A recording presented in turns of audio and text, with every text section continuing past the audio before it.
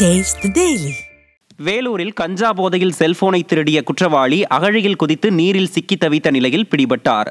விருப்பாட்சிபுரத்தைச் சேர்ந்த கோபி மீது பல்வேறு குற்ற வழக்குகள் நிலுவையில் உள்ள நிலையில் கஞ்சா போதையில் இருந்த அந்த திருடன் வேலூர் கோட்டையில் சுற்றி பார்க்க வந்தவர்களிடமிருந்து செல்போனை பறித்து கொண்டு ஓடினார். அவரை மக்கள் துரத்தியதால் கோட்டையின் மேலே இருந்து அகழியில் குதித்தார்.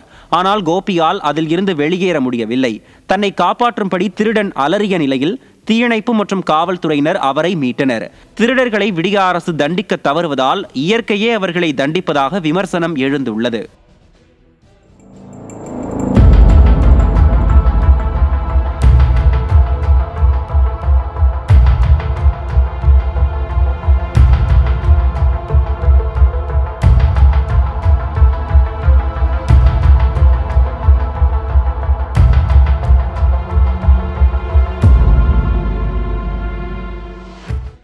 திருப்பூரில் பட்ட பகலிலேயே இருசக்கர வாகனம் திருடப்படும் சிசிடிவி காட்சி வெளியாகி பொதுமக்களை அதிர்ச்சியில் ஆழ்த்தியுள்ளது. எம்எஸ் நகர் முருகானந்தபுரம் பகுதியைச் சேர்ந்த பழனிசாமி பகல் நேரத்தில் வீட்டின் முன்பாக தன்னுடைய இருசக்கர வாகனத்தை நிறுத்திவிட்டு உள்ளே சென்ற நிலையில் அதன் சைட் லாக்கை உடைத்து மர்ம நபர் திருடிக் கொண்டிருந்தார்.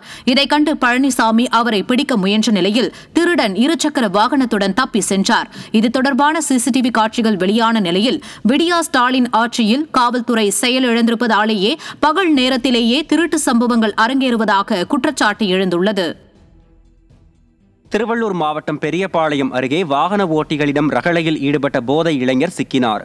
ராயப்பாடியில் ராஜா என்ற இளைஞர் கையில் கட்டையுடன் சாலையில் செல்பவர்களை மடக்கி தகராறு செய்து ரகளையில் ஈடுபட்டார். பின்னர் கத்தியை காட்டி பொதுமக்களை அச்சுறுத்தினார்.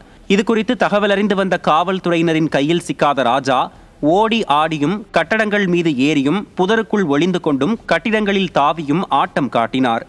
இறுதியில் பொதுமக்கள் உதவியுடன் ராஜா பிடிபட்டதைக் கண்டு போதையின் பிடியில் தமிழகம் சிக்கி தவிப்பதற்கு இதைவிட வேறு என்ன சாட்சி வேண்டும் என மக்கள் ஆவேச கேள்வி எழுப்பினர்.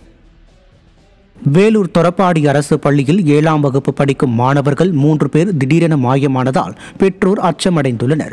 7ஆம் வகுப்பு படித்து வரும் மாணவர்கள் 3 பேர் பள்ளி முடிந்து ஒன்றாக வெளியில் சென்ற நிலையில் இரவு வெகு நேரமாகியும் வீடு திரும்பவில்லை. இதுகுறித்த புகாரில் 3 மாணவர்களும் தேடப்பட்டு வருகின்றனர். விடியா ஸ்டாலின் ஆட்சியில் பள்ளிகளில் நீதி போதனை வகுப்புகள் புறக்கணிக்கப்படுவதால் மாணவர்கள் தவறான பாதைக்கு செல்லும் அவலம் ஏற்பட்டுள்ளதாக பெற்றோர்கள் வேதனை தெரிவித்தனர்.